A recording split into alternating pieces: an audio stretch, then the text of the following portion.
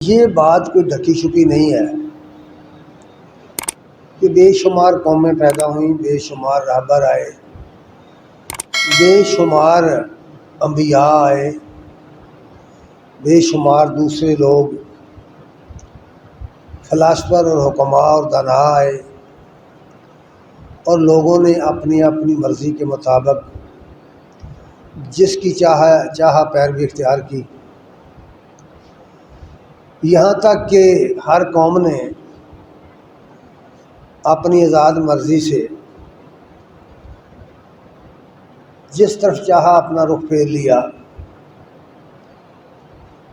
اور اس کے وہ ذمہ دار بھی ہیں۔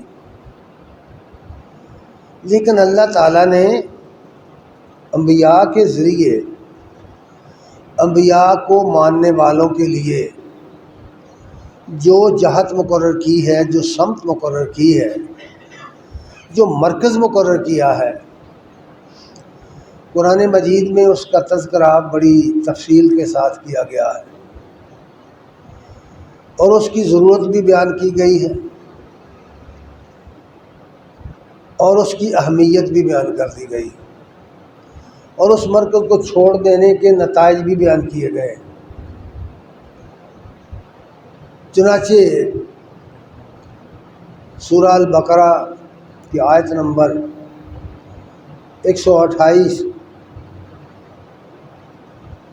تا 149 میں فرمایا ہے، وَلِكُلِّ وِجْهَةٌ هُوَ مُوَلِّيهَا فَاسْتَبِقُوا الْخَيْرَاتِ،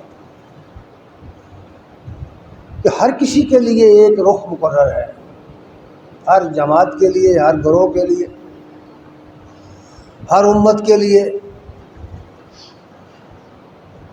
ہر مذہب والوں کے لیے کوئی نہ کوئی رخ متعین ہے جو انہوں نے اپنی مرضی سے متعین کیا ہے، اور اللہ نے چونکہ اختیار دیا ہے، جو چاہے جس طرف چاہے، جس سمت کو چاہے اپنا رخ اختیار کر لے۔ لیکن مسلمانوں سے کہا کہ فاستبقوا الخیرات، تم بھلائی کی جستجو کرو، تمہیں بھلائی کی طرف بڑھنا ہے، اور ساتھ ہی یہ فرما دیا اینما تکونوا یأتی بکم اللہ جمیعا، تم جہاں کہیں بھی ہوگے تم سب کو اکٹھا کر کے اللہ تعالیٰ لے آئے گا۔ ان اللہ علی کل شیء قدیر، اللہ ہر چیز پہ قدرت رکھتا ہے۔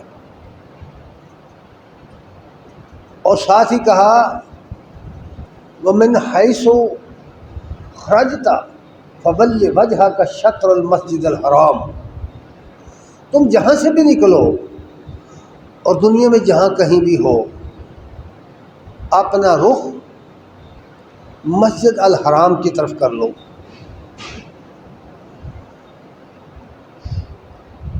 وَإِنَّهُ لَلْحَقُّ مِن رَبِّكَ، اور یقین رکھو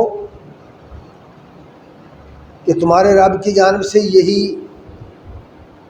برحق ہے، یہی سچ بات ہے۔ وَمَا اللَّهُ بِغَافِلٍ عَمَّا تَعْمَلُونَ، اور جو کچھ تم کرتے ہو اللہ اس سے بے خبر نہیں ہے۔ یہ مسجد الحرام جو ہے، یہ ایک ایسا مرکز ہے جس کو یوں ہی تعمیر نہیں کر دیا گیا، اس کے پیچھے ایک بہت بڑا منصوبہ ہے۔ قرآن مجید کو پڑھیں یا بائبل کا مطالعہ کریں یا دیگر تاریخی کتابوں کا مطالعہ کریں، تو آپ کو اس مرکز کی تعمیر کے متعلق بہت کچھ ملے گا، اور اس میں بہت ساری باتیں ایسے بھی ملیں گی جن کا کچھ سر پاؤں نہیں ہوگا، حکایات ہوں گی، روایات ہوں گی، بعض ایسی باتیں بھی آئیں گی سامنے جن کی کوئی حقیقت نہ ہو. اصل بات وہی ہے جس کو قرآن مجید میں بیان کیا گیا ہے. اس مرکز کو بنانے کا جو مقصد تھا قرآن مجید نے اس کو بیان کیا تفصیل سے، اور اس مرکز کی جو اہمیت ہے اس کو بھی بیان کیا. اور اللہ تعالیٰ نے اپنے آخری پیغمبر، آخری رسول محمد صلی اللہ علیہ وسلم کو حکم دیتے ہوئے فرمایا قل صدق اللہ، کہو اللہ نے سچ فرمایا ہے، اللہ کی بات سچی ہے. فاتبعوا ملت ابراہیم حنیفا وما کان من المشرکین، اور ابراہیم علیہ السلام کے طریقے کے پیچھے چلو، اس کی پیروی کرو، اس کا اتباع کرو کہ وہ مشرکین میں سے نہیں تھے. یہ وہ شخصیت تھے جنہوں نے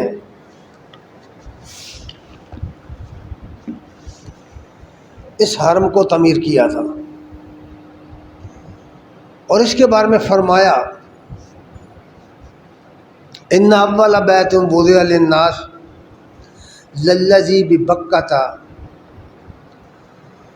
مبارکا وہدی للعالمین فیہ آیات بینات مقام ابراہیم ومن دخلہ کان آمنا وللہ علی الناس حج البیت من استطاع الیہ سبیلا ومن کفر فإن اللہ غنی عن العالمین. بے شک یہ پہلا گھر ہے. پانی کا گلاس لے کر رکھ دی تھی.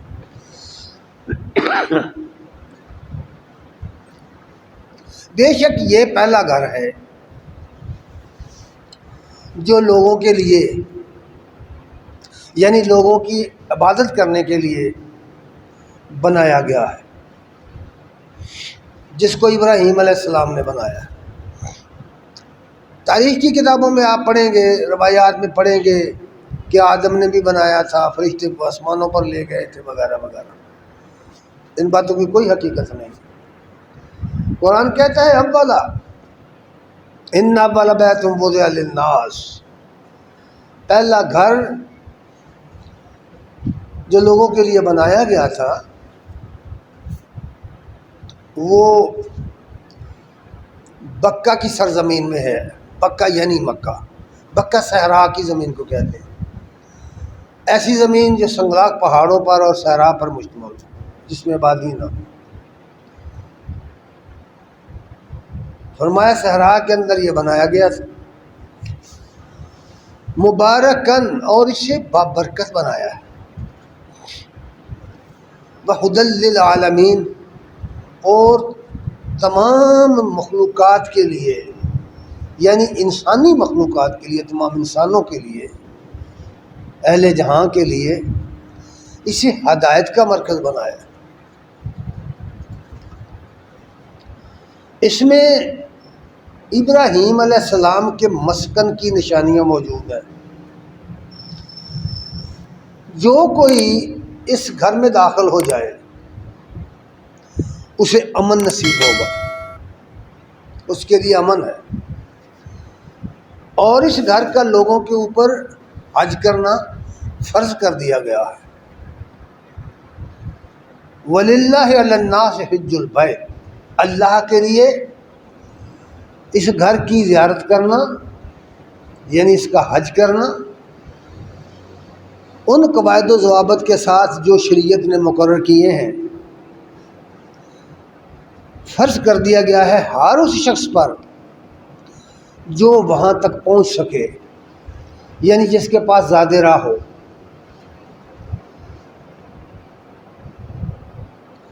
ومن کفر، اور جو شخص اس کا انکار کرے، اس فریضہ حج کا انکار کرے، حرم کی زیارت کرنے کو تسلیم نہ کرے، دوسرے لفظوں میں جو اس کا کفر کرے، تو وہ جان لے کہ فَإِنَّ اللَّهَ غَنِيٌّ عَنِ الْعَالَمِينَ، کہ اللہ تعالیٰ کو اہل عالم کی کوئی پرواہ نہیں ہے۔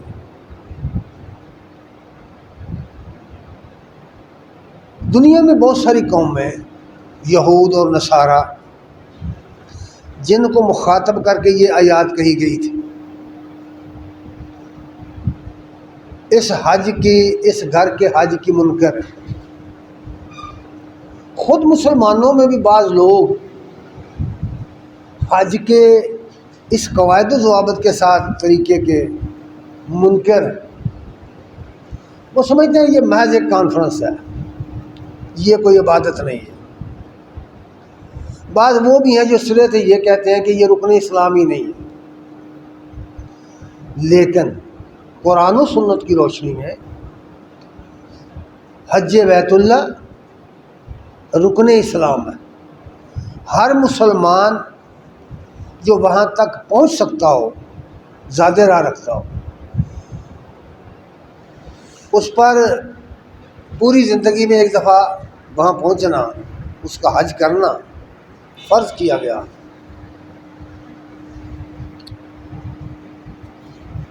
نبی کریم صلی اللہ علیہ وسلم کی ایک حدیث نقل کرتے ہوئے ابی ہریرہ رضی اللہ تعالیٰ عنہ کہتے ہیں کہ رسول اللہ صلی اللہ علیہ وسلم سے پوچھا گیا، ای العمل افضل، یا رسول اللہ سب سے افضل عمل کیا ہے؟ قال ایمان باللہ ورسولہ، آپ نے فرمایا اللہ اور اس کے رسول پر ایمان لانا، یہ سب سے افضل عمل ہے۔ ایمانیات کے بارے میں کئی مرتبہ تفصیلات کئی خطبوں میں بیان کی گئی۔ قیل ثم ماذا، پھر پوچھا گیا کہ اس کے علاوہ؟ قال الجہاد فی سبیل اللہ، پھر فرمایا اللہ کی راہ میں جہاد کرنا۔ اللہ کی راہ میں جہاد کرنا، اللہ کی راہ میں جہاد کرنے کا لفظ سن کر بعض لوگ اس کو قتال سمجھ لیتے ہیں، لڑائی بڑائی سمجھ لیتے ہیں۔ قتال جہاد کا آخری مرحلہ ہے، اس سے پہلے جہاد کے کئی مرحلے ہیں۔ جہاد انسان کے اپنے نفس سے شروع ہوتا ہے، پھر اس کے ماحول کے ساتھ، پھر معاشرے کے ساتھ، پھر گھر والوں کے ساتھ، پھر زندگی کے بہت سارے دوسرے میدان ہیں جہاں جہاں دین پر عمل کرنے کے لیے رکاوٹیں کھڑی ہوتی ہیں، ان سب کے خلاف جدوجہد کرنا اور دین کے غلبے کے لیے، دین کی اشاعت کے لیے، ترویج کے لیے جدوجہد کرنا، اس کو جہاد کہتے ہیں۔ قیل ثم ماذا، پھر پوچھا گیا کس کے بعد؟ قال حج مبرور، آپ نے فرمایا حج مبرور، یعنی وہ حج جو وفاداری کے ساتھ استوار ہو، جس میں وفاداری کا حق ادا کر دیا گیا ہو، اللہ کی وفاداری کو، جو نیکیوں سے بھرپور ہو، ایسا حج جو نیکیوں سے بھرپور ہو، اور نیکیوں میں سب سے بڑی نیکی اللہ تعالیٰ کے ساتھ وفا کرنا ہے، اس کے عہد کو پورا کرنا۔ اس سے یہ بات واضح ہو گئی کہ اللہ تعالیٰ نے مسلمان امت کے لیے ایک سمت مقرر کی ہے جس کی طرف منہ کر کے پوری دنیا کے مسلمان جہاں کہیں بھی ہیں اس کی طرف رخ کر کے عبادت کرتے ہیں، نماز پڑھتے ہیں۔ اب اگرچہ یہ بات صرف رسماً رہ گئی ہے، اب اس مرکز کی وہ مرکزی حیثیت جو کتاب و سنت میں بیان کی گئی ہے وہ مسلمانوں کے اندر اپنی اہمیت کھو چکی ہے۔ مسلمان حکومتیں جو ہیں یا مسلمان قومیں جو ہیں، جو مختلف قومیں اسلام میں داخل ہوئی، بعض لوگ کہتے ہیں مسلمان ایک قوم ہے، یہ بات درست نہیں ہے۔ مسلمان کسی قوم کا نام نہیں ہے، مسلمان ایک امت کا نام ہے۔ اسلام میں مختلف قومیں داخل ہوئی، اسلام کے پلیٹ فارم پر لوگ اکٹھا ہوئے اور اسلام نے ان سب کو یہ پیغام دیا ہے، جیسا کہ آیت کریمہ میں ہے ھدی للعالمین، کہ یہ رہنما ہے اہل عالم کے لیے۔ رہنمائی اس بات کی کہ رنگ کی بنیاد پر، زبان کی بنیاد پر، نسل کی بنیاد پر، وطن کی بنیاد پر کوئی اہمیت کسی شخص کو دوسرے پر نہیں ہے۔ کسی کالے کو گورے پر، کسی گورے کو کالے پر کوئی اہمیت نہیں ہے۔ یہ سمجھا دی گئی بات کہ دراصل مکہ نے جو پیغام دیا ہے، مکہ کے مرکز نے، مسجد الحرام نے دنیا کو جو پیغام دیا ہے وہ یہ ہے کہ جس شخص نے اسلام کا نظریہ تسلیم کیا، وہ اسلام قبول کیا، اب اس کے لیے اس کا مرکز الحرم ہے، مکہ ہے، خانہ کعبہ ہے، جس کی طرف منہ کر کے اس نے نماز پڑھنی ہے، اور باقی ساری چیزیں ثانوی درجے پر چلی گئی،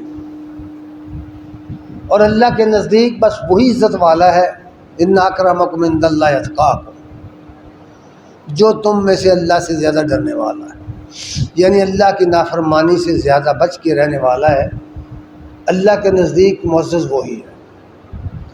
دوسرا کوئی شخص کسی مال و دولت کی بنا پر یا رنگ و نسل کی بنا پر اللہ کے نزدیک معزز نہیں ہے۔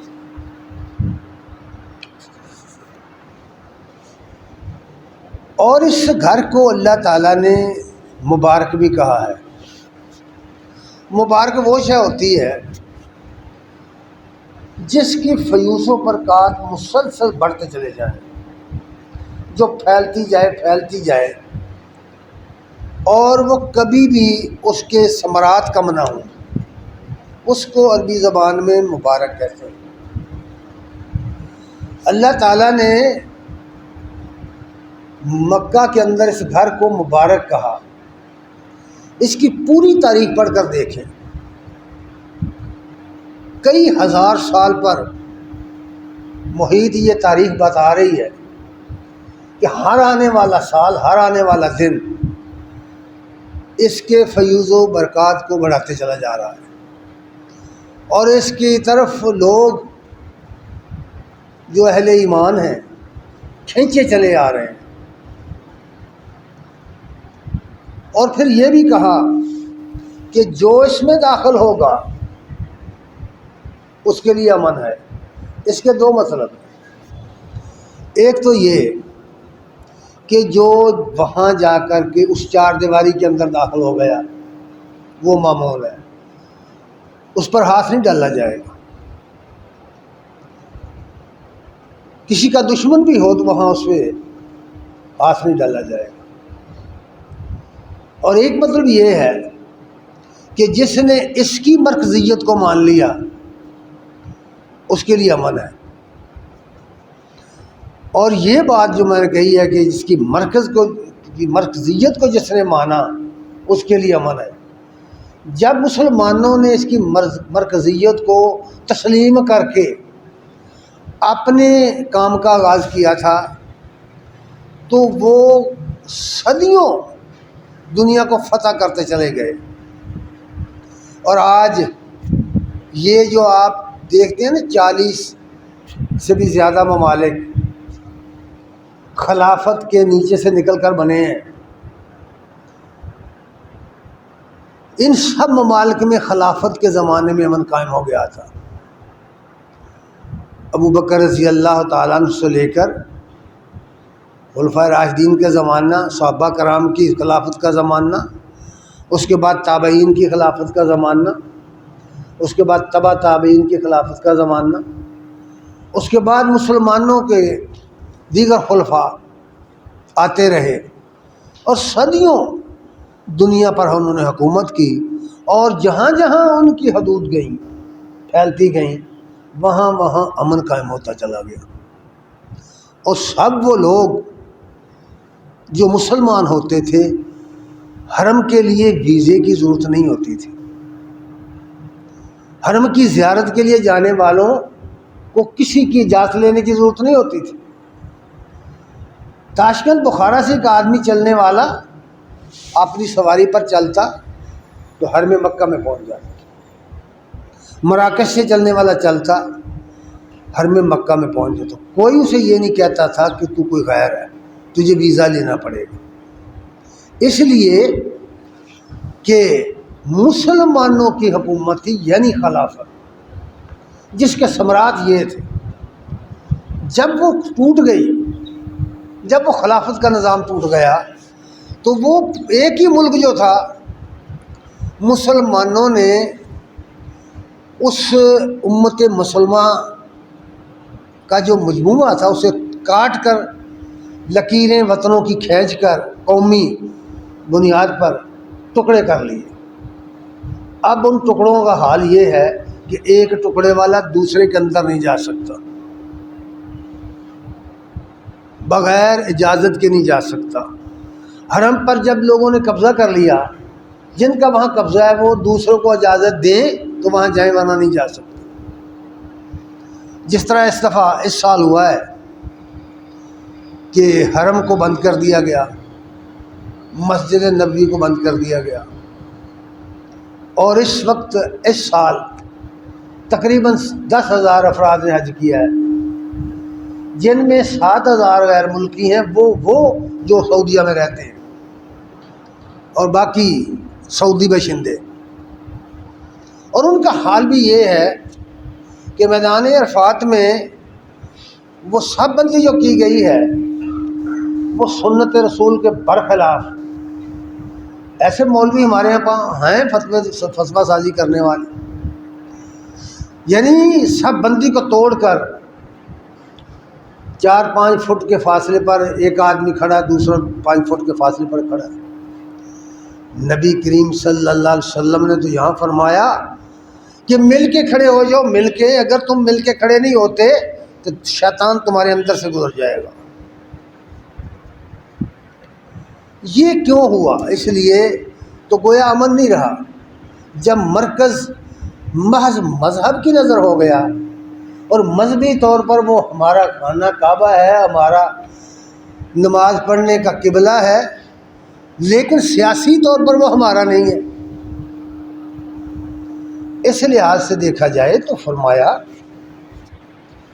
کہ دراصل یہ حرم جو تھا دنیا کے بت قدوں میں پہلا وہ گھر خدا کا، ہم پاسباں ہیں اس کے، وہ پاسباں ہمارا۔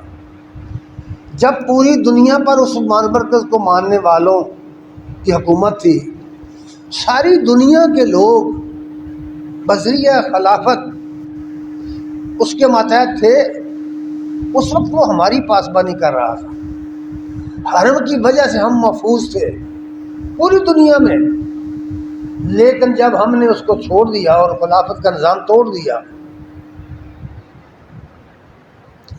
چاک کر دی ترک ناداں نے خلافت کی قوا،